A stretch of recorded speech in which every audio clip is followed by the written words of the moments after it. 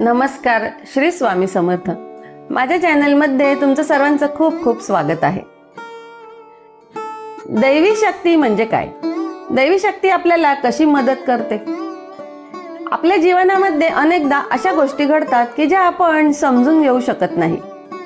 एखाद्या प्रसंगी अचानक आपल्याला मदत मिळणे, अनपेक्षित संकटातून आपला जीव वाचणे किंवा अडचणीतून सहज आपली सुटका होणे, अशा अनुभवांच्या पाठीमागे असते ती दैवी शक्ती.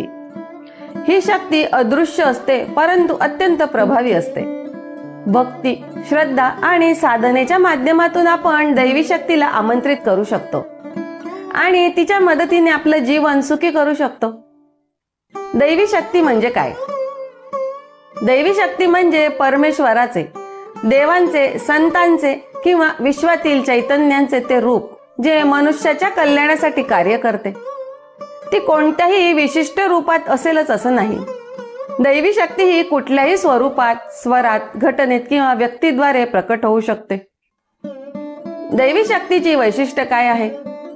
तर ती अदृश्य असूनही आपल्याला ती अनुभवता येते. श्रद्धा आणि भक्तीने ती कार्यरत होते. ती संकटमोचक, रक्षणकर्ती आणि मार्गदर्शक असते. दैवी शक्तीची स्वरूपे: देव देवतांच्या रूपात, संत महात्म्यांच्या रूपात, आई वडिलांच्या कृपेच्या रूपात, ध्येयपूर्ती, प्रेरणा, अंतःप्रेरणा यांच्या रूपात, माणसाद्वारे मिळणारी मदत, जी माणसाद्वारे आपल्याला मदत मिळते ती योग्य वेळी येते, ही दैव शक्ती असते. स्वतःच्या अंतरात्म्यातून उमटणारा आवाज किंवा विचार. दैवी शक्ती आपल्याला कशा प्रकारे मदत करते? तर संकट समयी आपल्याला मार्ग दाखवते. जीवनामध्ये संकट येतात, परंतु श्रद्धाळू व्यक्तींच्या अनुभवावरून स्पष्ट होते की संकटाच्या वेळी अदृश्य शक्ती त्यांना दिशा दाखवते. उदाहरण द्यायचं झालं तर एखादी ट्रेन आपल्याला समजा पकडायची असताना अचानक आपण पोहोचू शकत नाही आणि आपल्याला विलंब होतो आणि नंतर मग कळतं की त्या ट्रेनचा अपघात झाला आहे. अशा प्रकारे दैवी शक्ती ही अशी सुटका दैवी शक्तीच करू शकते. तर धैर्य आणि मानसिक शांती देते. जेव्हा आपण पूर्णतः पराभूत होतो तेव्हा दैवी शक्ती आपल्याला मानसिक आधार देते. उदाहरण द्यायचं झालं तर संकटात असताना मनात येणारा आत्मविश्वासाचा क्षण किंवा एखाद्या प्रार्थनेनंतर येणारी शांती योग्य वेळी योग्य व्यक्तीची भेट घडवते. अनेकदा आयुष्यात अशी व्यक्ती भेटते जी आपल्या जीवनात सकारात्मक बदल घडवते. ही भेट दैवी असते. उदाहरण द्यायचं झालं तर समजा करिअरमध्ये अडथळा येत असताना गुरुसारखा मार्गदर्शक मिळणे शरीर, मन आणि आत्म्याचे रक्षण करते. दैवी शक्ती आपल्या मनाला वाईट विचारांपासून वाचवते, आत्म्याला सात्विक बनवते आणि शरीरावरही सकारात्मक परिणाम करते. उदाहरण म्हणजे की प्रार्थना किंवा ध्यान केल्यावर होणारी जी आपल्या हलकी ऊर्जा किंवा शारीरिक बरे वाटणे. पुढे आध्यात्मिक उन्नती घडवते. दैवी शक्ती ही केवळ भौतिक मदत करत नाही तर आपल्याला आध्यात्मिक पातळीवर पणही जागृत करते. त्यामुळे मन सात्विक होते, आपल्या मनातील अहंकार कमी होतो आणि आपण जीवनाकडे सकारात्मक दृष्टिकोनाने निर्माण होतो आपल्या जीवनात. दैवी शक्ती अनुभवण्याचे मार्ग: भक्ती आणि प्रार्थना.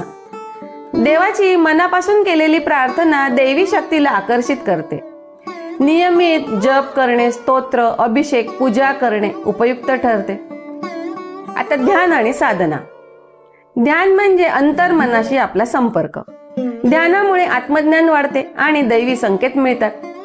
सेवा आणि परोपकार. दीनदलितांची सेवा केल्यास दैवी शक्ती प्रसन्न होते.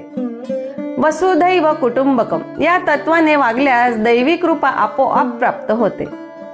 गुरुसेवा. गुरु म्हणजे सजीव दैवी शक्तीचे रूप. त्यांच्या चरणी सेवा केल्यास शक्तीचा अनुभव येतो. नैतिक जीवन आणि सदाचार. सत्य, अहिंसा, क्षमा, दया या सद्गुणांनी जीवन जगल्यास दैवी शक्तीचा आशीर्वाद आपल्याला सतत मिळत राहतो. स्वामी समर्थ महाराजांची कृपा. एक वृद्ध स्त्री एकटी राहत होती. एकदा रात्री चोरी होण्याचा संभव होता. तिने केवळ जय जय स्वामी समर्थ श्री स्वामी समर्थ अशी प्रार्थना मंत्र म्हणून प्रार्थना केली. त्याच वेळी अचानक शेजारी एक व्यक्ती येऊन घराच्या दरवाजाच्या जवळ उभी राहिली आणि मग चोर निघून गेला. ही आहे दैवी शक्ती. नर्मदा काठचा अनुभव. एका साधकाने नर्मदा काठावर ध्यान करताना स्वप्नात एका संतांचं दर्शन घेतलं आणि त्याच्या पुढील जीवनातील मार्ग स्पष्ट झाला. दैवी शक्तीची मदत नेहमी मिळवण्यासाठी काय करावं?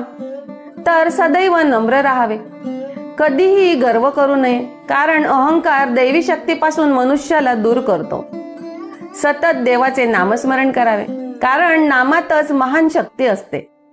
नित्य ध्यान, नामजप आणि सेवा या 3 गोष्टींचा अंगीकार करावा. दुसऱ्यांच्या दुःखामध्ये सहभागी व्हा आणि शक्य तेवढी मदत करण्याचा प्रयत्न करा. दैवी शक्तीचा गैरवापर टाळावा. काही लोक दैवी शक्तीचा वापर इतरांवर प्रभाव टाकण्यासाठी किंवा वश करण्यासाठी करतात. हे अत्यंत चुकीचे आहे. दैवी शक्तीचे केवळ सात्विक हेतूसाठी आणि परोपकारासाठी वापरावे. निष्कर्ष काय? तर दैवी शक्ती ही न दिसणारी पण अनुभवता येणारी एक अनोखी शक्ती आहे. ती केवळ आपल्याला संकटातून वाचवत नाही, तर आपल्याला एक चांगला, सद्गुणी आणि शांतीपूर्ण माणूस बनवते. तिचा अनुभव घेण्यासाठी गरज आहे तो श्रद्धेची, भक्तीचा आणि सत्कर्माची. दैवी शक्तीवर विश्वास ठेवा, तिची उपासना करा आणि तिचे मार्गदर्शन स्वीकारा. जीवनात शांतता, सुरक्षा आणि समाधान अनुभवाल. माहिती आवडली असेल तर चॅनलला सबस्क्राईब करा, व्हिडिओला लाईक करा, कमेंटमध्ये श्री स्वामी समर्थ लिहा. श्री स्वामी समर्थ.